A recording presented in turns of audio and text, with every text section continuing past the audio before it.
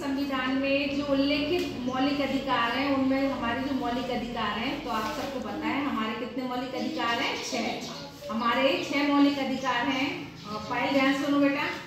6 मौलिक अधिकारों में पहला है समानता का अधिकार, दूसरा है स्वतंत्रता का अधिकार, तीसरा है शोषण के विरुद्ध अधिकार और चौथा है धार्मिक स्वतंत्रता का अधिकार, पांचवा है सांस्कृतिक और शैक्षणिक अधिकार, छठा है संवैधानिक उपचार का अधिकार। तो पहला हम जब समझते हैं कि समानता का अधिकार क्या होता है, तो आपको पता ही है कि हम भारत के नागरिक हैं और भारत के नागरिक कैसे हम सब समान हैं, चाहे कोई भी जाति हो, किसी भी धर्म का हो, किसी भी पद पर हो, चाहे महिला हो या पुरुष हो, है ना, बच्चा हो या कोई भी हो, चाहे हिंदू मुस्लिम कोई भी जाति का हो, किसी भी धर्म का हो, हम सभी कैसे हैं? हमारे देश में समान है, सब समान है।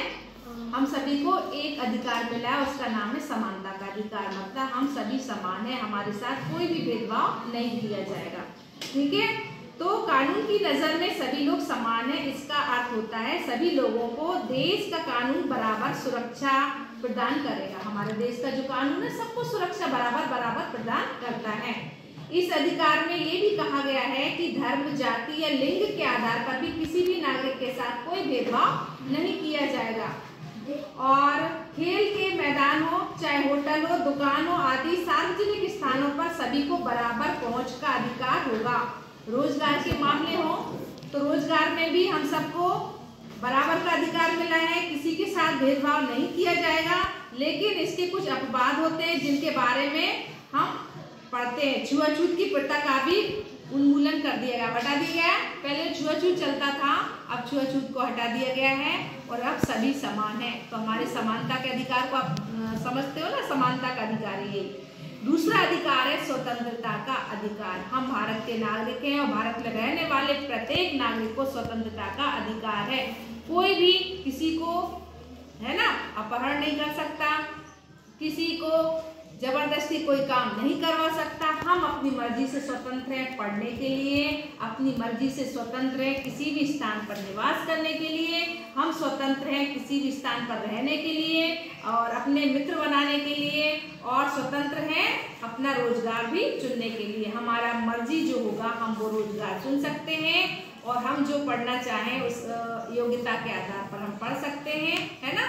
तो हमें स्वतंत्रता का अधिकार है, हम किसी भी स्थान पर अपनी मर्जी से रह सकते हैं। मान लो हमको साकलखेड़ा में अच्छा लग रहा है तो हम साकलखेड़ा में रह रहे हैं, यदि हमको विदिशा में अच्छा लगेगा तो हम विदिशा में रह सकते हैं। हमें मन है तो हम दिल्ली में भी रह सकते हैं और हमारा मन है तो हम लखनऊ में कहीं भी पर भी रह सकते हैं। तो हमको स्वतंत्रता का अधिकार है, हमारी स्वतंत्रता का हनन कोई भी नहीं कर सकता। ठीक है, तो हमारे संविधान में जो हमारे 6 अधिकार बताए हैं उसमें स्वतंत्रता का अधिकार भी बहुत ही महत्वपूर्ण है। ठीक है, और जो भी किसी व्यक्ति के स्वतंत्रता का हनन होता है, करता है, तो उसके खिलाफ आपराधिक प्रकरण बनता है, उसके खिलाफ कानून कार्रवाई करता है, उसके खिलाफ सजा सुनाई जाती है। तो कोई किसी को भी स्वतंत्रता का हनन नहीं कर सकता, है ना।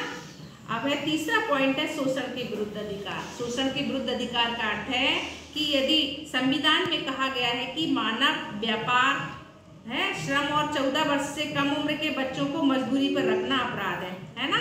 शोषण के विरुद्ध अधिकार का अर्थ होता है कि जो छोटे छोटे बच्चे रहते हैं, 6 से 14 साल के बच्चे मान लो, उनको पढ़ने का अधिकार दिया गया है। कौन सा अधिकार दिया गया? पढ़ने का।